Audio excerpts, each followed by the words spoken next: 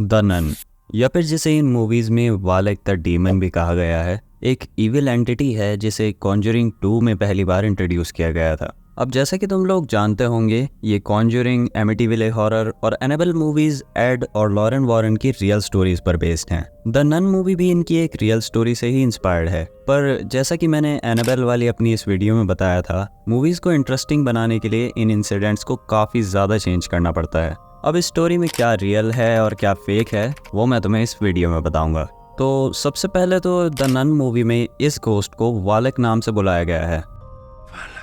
अब वालक कौन है, इसका आंसर हमें एक पुरानी बुक से मिलता है जिसका नाम है द लेसर की ऑफ सोलोमन। ये बुक लगभग 300 साल पुरानी है और इसमें black magic, ghost, rituals etcetera से जुड़ी हुई बहुत सारी इन्फॉर्मेशन है।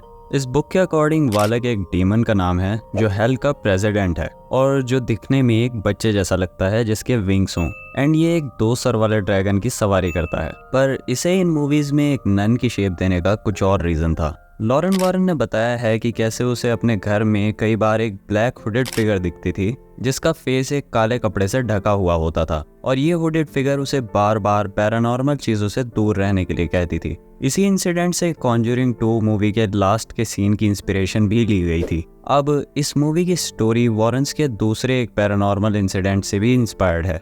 1970 के आसपास की बात है। एड और लॉरेन वॉरेन इंग्लैंड विजिट कर रहे थे जब उन्हें वहां के लोकल लोगों से एक हॉन्टेड चर्च के बारे में पता चलता है। इस चर्च का नाम था बोर्ली चर्च, जो साउदर्न इंग्लैंड के एक छोटे से टाउन में था। ये चर्च पैरानॉर्मल इंसिडेंट्स के लिए उस टाइम पर काफी ज्यादा फेमस था। कई लोगों का कहना था कि उन्होंने इस चर्च में एक नन को घूमते हुए देखा था, जबकि यह चर्च काफी टाइम से अबैंडन था। इसी के साथ साथ इस चर्च में से रात को बेल्स की आवाजें आती थी। अब उस टाइम पर वॉरेन्स ऐसे ही पैरानॉर्मल इंसिडेंट्स को इन्वेस्टिगेट करने के लिए जाने जाते थे, इसीलिए ये सब सुनकर उन्होंने इस चर्च को विजिट करने का डिसाइड किया। इस चर्च के आसपास रहने वाले लोगों का कहना था कि ये एक नन की स्पिरिट थी जो इस चर्च को हॉन्ट कर रही थी। इन लोगों ने बताया कि इस नन का इस चर्च में रहने वाले एक मंक के साथ अफेयर था, जिसके बारे में पता चलने के बाद उस नन को इस चर्च की एक दीवार में जिंदा दफना दिया गया था। और इसी इंसिडेंट के बाद से लोगों को इस चर्च में ये स्पिरिट्स दिखनी शुरू हो गई थी।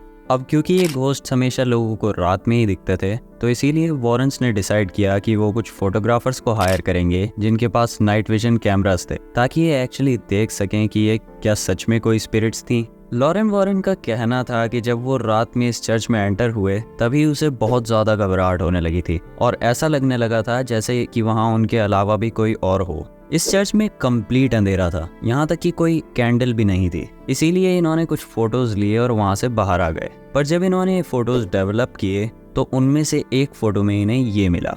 ये फोटो इतनी लो क्वालिटी है कि इसे एक एविडेंस नहीं माना जा सकता। वैसे तो वॉरेन्स का मानना था कि उन्होंने इस नन के घोस्ट को इस फोटो में कैप्चर कर लिया था, पर अब क्या ये सच में बोर्ली नन का घोस्ट था? वेल, इसका आंसर तो वॉरेन्स को भी कभी नहीं मिला। पर द नन मूवी इसी इंसिडेंट से इंस्पायर्ड है और इसमें ज़्यादातर चीज़ों को एंटरटेनमेंट के लिए बढ़ा चढ़ा कर दिखाया गया है। अब अगर तुम्हें ये वीडियो पसंद आई हो तो तुम मेरी ये वीडियो देख सकते हो जिसमें मैंने एनाबेल डॉल की रियल स्टोरी एक्सप्लेन कर रखी है। इसी के साथ इस वीडियो को लाइक कर दो और चैनल को सब्सक्राइब करो, एंड मैं तुम्हें मिलूंगा नेक्स्ट वीडियो में।